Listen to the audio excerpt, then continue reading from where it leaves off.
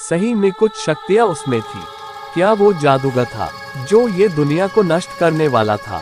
ये एक ऐसे काला जादू यानी कि ब्लैक मैजिक की बात है जिसने पूरे परिवार को बर्बाद कर दिया था और भी न जाने कितने परिवार की जिंदगी लेना बाकी था।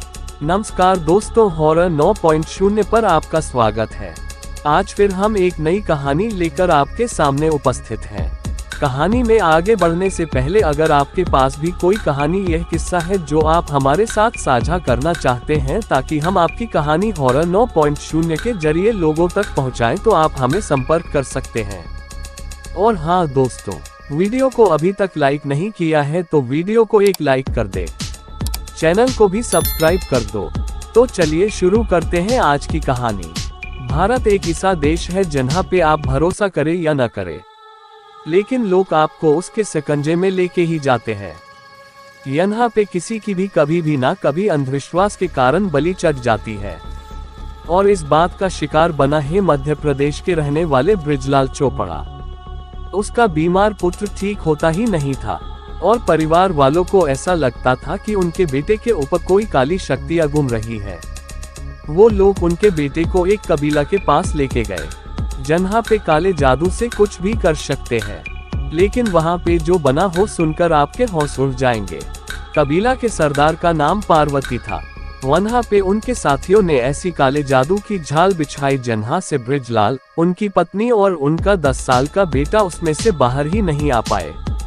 बृजलाल अभी तो अपने पुत्र को लेके कबीला में पहुंचे ही थी कि वहाँ पे हाजिर सभी ने बृजलाल को जादूगर उसको घेर लिया।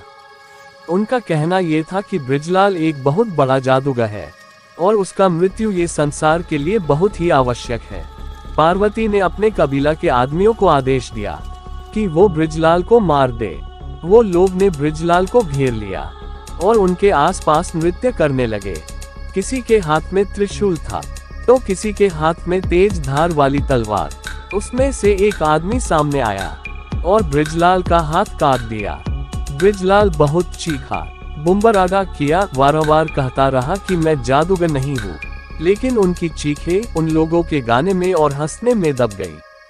बृजलाल को जादूगर कहने के बाद पार्वती ने अपने लोगों से ऐसा कहा कि इसकी सारी शक्तियाँ उसके हाथ में है, इसलिए कुछ भी समझे बिना बृजलाल के हाथ काट दिए।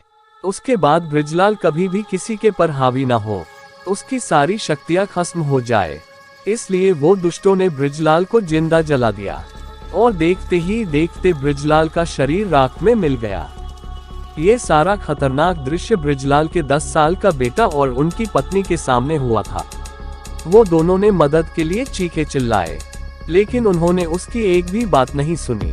ये सारी घटना को अंजाम देने के बाद उन्होंने बृजलाल की पत्नी और बेटे को जाने की अनुमति दे दी और उन्होंने एक चेतावनी दी कि अगर इसके बारे में किसी को भी कुछ भी कहेंगे तो उसका अंजाम बहुत ही बुरा होगा।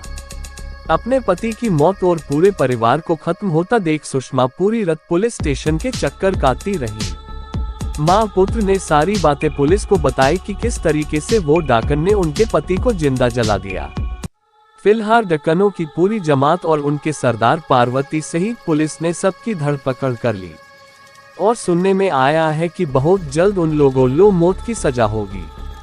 कानून इस घटना को किस तरीके से अंजाम देगी वो तो समय ही बताएगा, लेकिन इस घटना ने एक बहुत ही बड़ा सवाल खड़ा कर दिया है कि क्या सही में भारत में काला जादू होता है, और अगर होता भी है तो किस कारण से होता है। अगर ऐसा चलता रहा तो ऐसे ही हर रोज कोई निर्दोष की बलि चढ़ेगी। बहुत सारे सवाल है, लेकिन जवाब ढूंढना बहुत ही मुश्किल है।